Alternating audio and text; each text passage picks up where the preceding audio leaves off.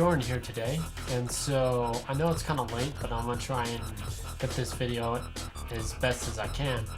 So one of the things I was working on one of the previous days was that usually I just like to make synths and share them with you guys.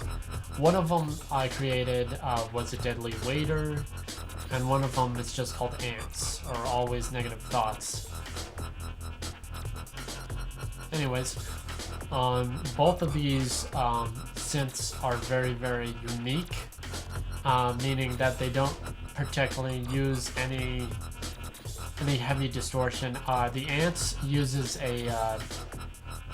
just a tape to boost some of the high ends, but it doesn't really distort anything. The cabinet, the compressor for the bass amp, I gotta show you how to use that here in a minute. But have a listen to this loop I just created, and I think you'll like it.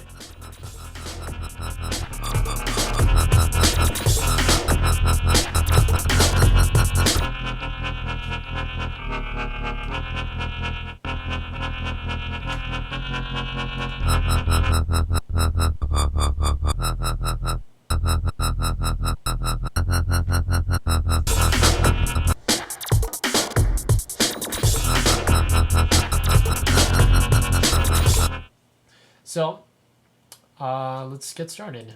I'm going to create a brand new document. And from this, I'm going to show you how to create the deadly waiter. Let me just create an instance of it, so that way I can follow along, that I'm not messing anything up. Oh no, I did not want to open that. So one of the things I run into a lot when I'm working with large samples, and that is most of my refills, when I click on it, are located in all of my refills. So that takes a huge amount of time to get up and running.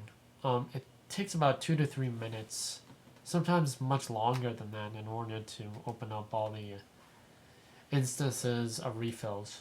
And it turns out that you can go into a refill and extract everything out of it using the Reason engine, but that will terminate copyright law and things like that. Well, actually not copyright law, it just terminate your license, and that's actually not what I want to do, but I'm sure I can do it with another one. So let me open this up. It's in Clean Dirty Patches. No, it's not. It's in Thor Patches. It's called Deadly Waiter. I also have the ants in here. The Deadly Waiter is much easier. I also have like Dutch Saws, Neurobass, stuff like that. Oh, and Toothache I created yesterday.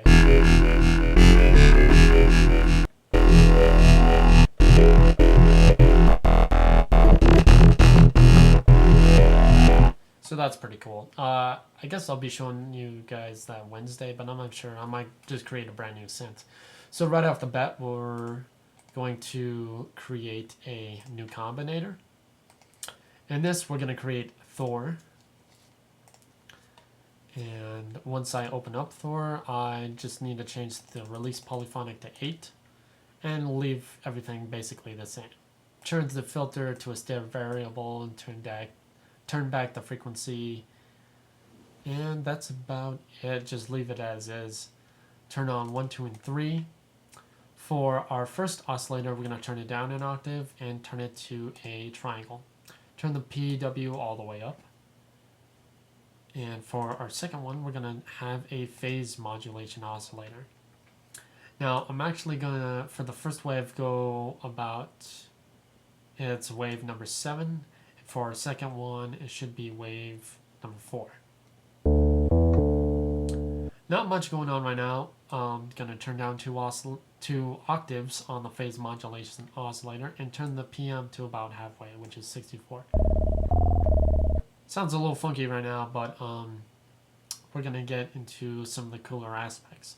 So for oscillator 3, I'm going to turn this to a FM pair, turn the mod up to 16, and take it down an octave, and turn the FM past about 91 or so. let's see, what else did I add? Add a little bit more drive. And for our amp envelope, just turn up the decay and sustain all the way. For source 1, we're going to do LFO1, amount 100%, to frequency of filter 1. That's actually pretty loud, so let me turn it down. We're almost there. The only thing we need to do for LFO1 is turn up the rate a bit. And turn it to the very last waveform, which is 17. Now, one of the... so we have our basic initialized patch. It only took a few minutes. But in order to get it sounding like this, we need to do something a little bit more specialized. And that is to get... I forgot what it's called, but it's basically to add a little bit more stuff added into it. And it's actually, yeah, that's pretty close. Change this to 89, actually.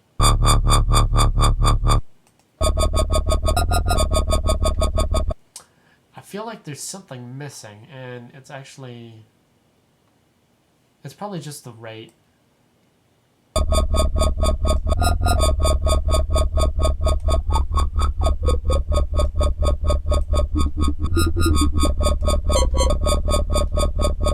And if you don't want that ringing, oh yeah, and I forgot to turn up the amp envelope on the first oscillator.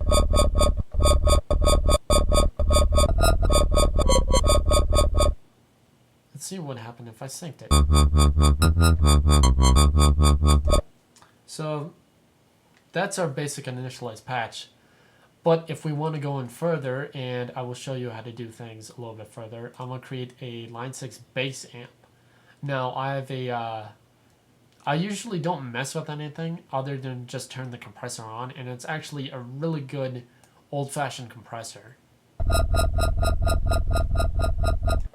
It's very analog, and it's very, very nice. It only allows in the certain amounts you want. I'm actually going to turn this up to 100. 101 should be fine.